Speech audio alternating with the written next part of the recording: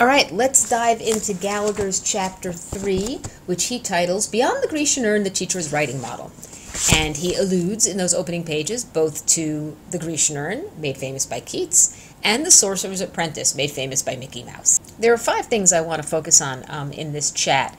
The nature of drafts, the idea of modeling, some lessons that I think are worth adding to your quiver, the branching activity he talks about, and then some words on deep revision.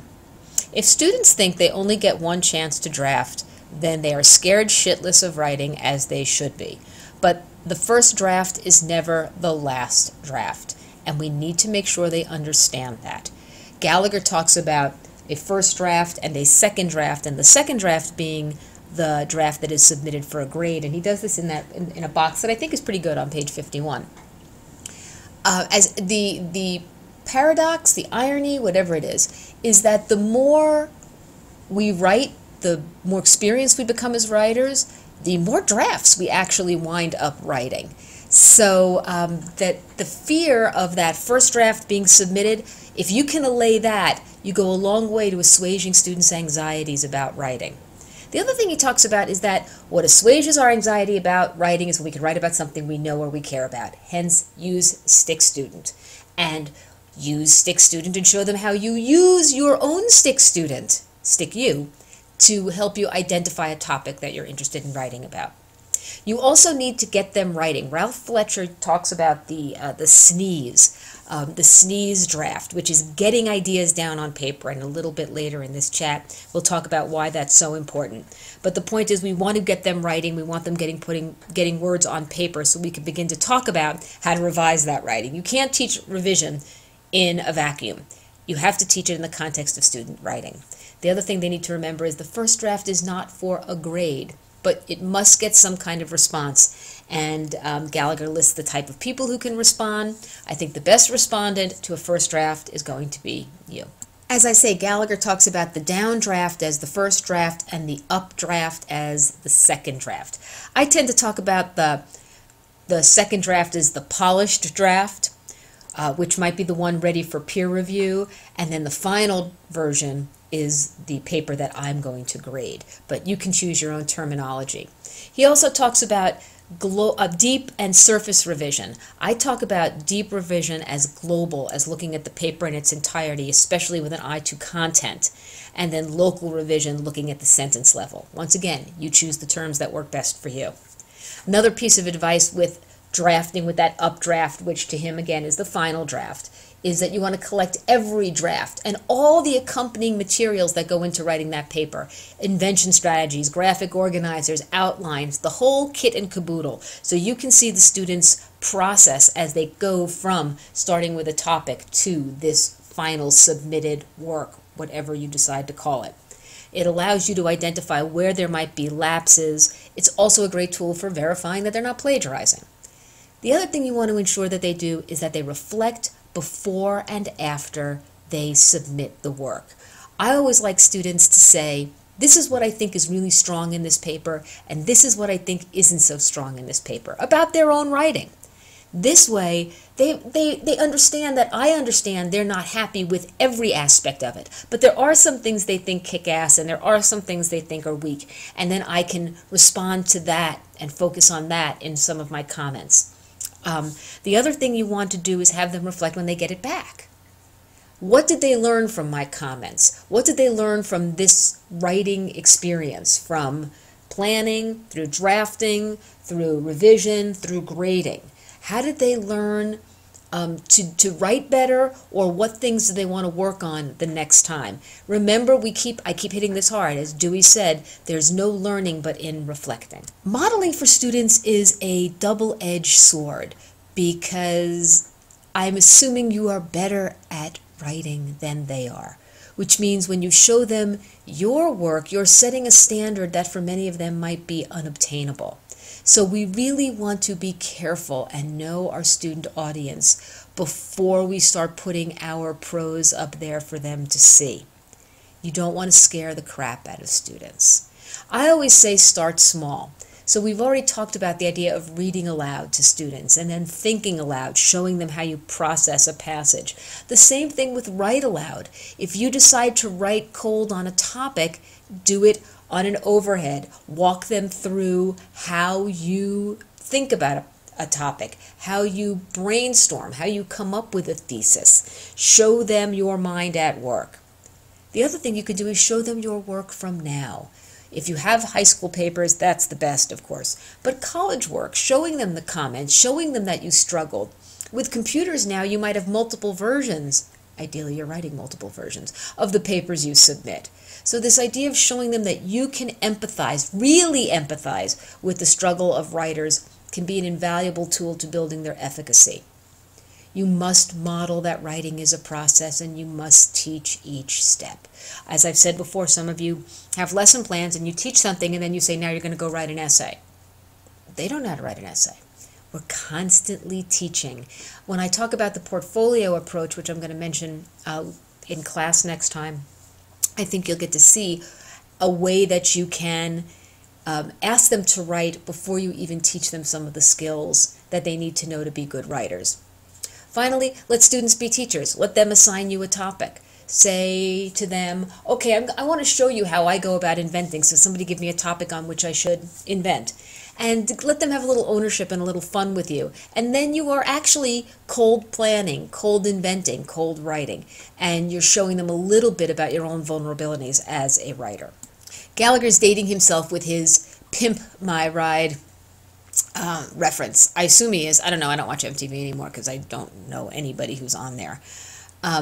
But I think that students might not be familiar with Pimp My Ride. I don't know if it's still out there. However, I think you can bring it back to life to them with YouTube. Thank God for YouTube. And they can share the moment. Now, that to me is a very cool activity. It's sort of fun. It could be like a makeover too. There's all those makeover shows. Anyway, despite my unlove for acronyms as well, I believe the key to getting students revising is getting them started, so that STAR list, both the acronym and the list of bulleted items on page 60, gives students a place to begin.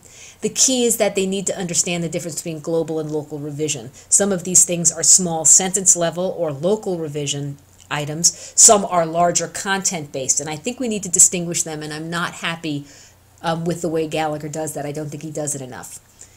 In terms of these STAR activities, this is where modeling can help. You need to have a bag full of topics for a free write, right? So you have a bag full of topics and you let them pick one of the topics. Then you write as well. So it's not a topic you've thought out before, it's one that they're choosing, and that becomes your sneeze draft, your down draft, and the students can pimp your draft. The other key is that you can't count all the stars in one night. So there are many, many bullets in that STAR list, and you might need to teach a number of them. Weak and strong verbs, for example. What makes a strong adjective, or what are dead words? Or in terms of organization, how do students know what to cut? If they don't know thesis, if they don't know organization plan, then they don't know what's irrelevant to their argument. Or they don't know how to go about expanding ideas or adding details. They don't necessarily know the best order for the choices of the things about which they want to write. So the key is that some of these have to be taught through a mini lesson. And that means you have to offer direct instruction in it. You've got to model it. You've got to guide them as they practice, maybe with your downdraft. And then you've got to set them off to do it in small groups. The point is that I'm not sure Gallager gives us enough instruction about instructing these items. So I like the idea of STAR, but I want to make sure you teach those particular elements. And one of the things I'm going to talk again, as I mentioned above, is the portfolio approach. And I think that opens a whole door for how to address these moments where you haven't taught something, but you need students to do something with a text. The last thing I want to talk about in terms of this area is the branching assignment, and I'm going to talk about that on the next slide. In this activity, Gallager and I part ways a little bit, because I think it's a very cool activity. It's like sentence combining, and we're going to talk about both of these. But he doesn't instruct them. It's funny, he's really hot. He mentions earlier, you can't use a graphic organizer without teaching it, without having a mini lesson on the graphic organizer. But he's willing to teach grammar without any mini lessons. That's where he and Neiman also differ. Anyway, he has these little these branches where you put a branch in the beginning, in the middle, at the end. But he never talks about parts of speech or the functions of those parts of speech. So on page 65, what do we call those elements that Gallager adds? And what do those elements do? This is what we mean when we talk about teaching grammar in context. Unless they understand the how and why and what of grammar, they will not transfer the skills. They'll imitate, but they won't understand why they are doing what they are doing at the sentence level. So whenever you have those daily oral language activities, this is what you should be doing, but it should be with the text they are writing and not the random generic text in the workbook, which means nothing to them. So you've got to teach them, what are these various elements we're adding to a sentence? What do we call them? What do they do? Why do we want to use them? That's teaching grammar. And the same goes with that sort of painting metaphor that he uses on page 65. If you can't define all of those things that are in that box, participle and a participle phrase, all the variations of ing words, what's an appositive, what are the rules of syntax, if you can't define them, create a lesson for them, and model them, you should not be teaching them. And we're going to talk about how to teach those when we get to our grammar book coming up in the next couple of weeks. So anyway, Gallager is big on all this word level revision, and I completely agree. He's all about getting rid of be verbs, which are passive, and we want active ones, more engaging synonyms. He's all about making reading more enjoyable, and the dead words that take up space should be filled with live ideas, yada yada. All of this is surface. And my gripe is that he's putting it before deep revision, and surface comes at the end. Think about it. You have students revise words. You have them create lively verbs, and you have them ditch dead words, and they work on these sentences and they craft them. And then when you get to deep revision about the content, you realize that some of their content is completely irrelevant, including the content they have just revised at the sentence level. So you're going to ask them to cut those sentences that they worked so hard on crafting. So you've got to think about when you are having students revise what elements, because cutting your own words is agony. And all of these changes that Gallager is talking about must be made with an eye to the role of the writer and his or her ethos, to the audience being addressed, to the purpose of the writing, the context in which it's occurring, and the type of text.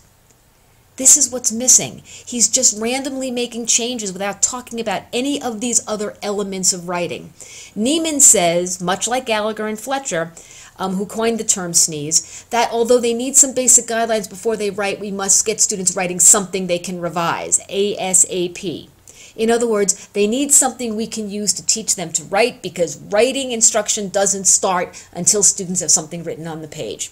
So we need to understand that teaching writing takes place in a much larger context than Gallager often suggests. So to me, the point is that deep revision comes first. And so let's take a look at the list that Gallager has that he shares from his colleague. I can't remember what page it's on. Anyway, my priorities are on this top bullet. You talk about the content, you talk about the development, you talk about commentary, organization, and then sentence level choices. Because he talks about elaboration, and to me elaboration is just filler. I want to make sure that students are talking about what is the commentary or the warrant being addressed. The idea of questioning is that kind of so what thing. My dissertation director used to write so what on everything I use, so I think that's a good skill. I think you can reverse outline your write instead of pimping your write. The idea of reverse outlining helps them understand if their content is flowing and making sense. Then I like the idea of making nice and then messing up your paragraphs, which means have students craft paragraphs using our template, claim data warrant, whatever it is, whatever model you're using, and then let them mess around with it a bit. Shift the areas, shift the elements. And finally, the idea of vocal coaching or voice. I think voice is vital to writing, but it has to be discussed in terms of that rhetorical triangle worksheet. What are you trying to accomplish? To whom are you speaking? What kind of voice do you want to have? Unless you think about writing in the context of the entire writing occasion, the little elements that you teach will not stick. They will be meaningless because they will be taken as individual aspects of writing as opposed to part of the entire experience that is putting a paper down down and taking it from invention through disposition to style. And style is what we mean when we're talking about this kind of revision. Okay? We'll talk about portfolios in class next time. Cool.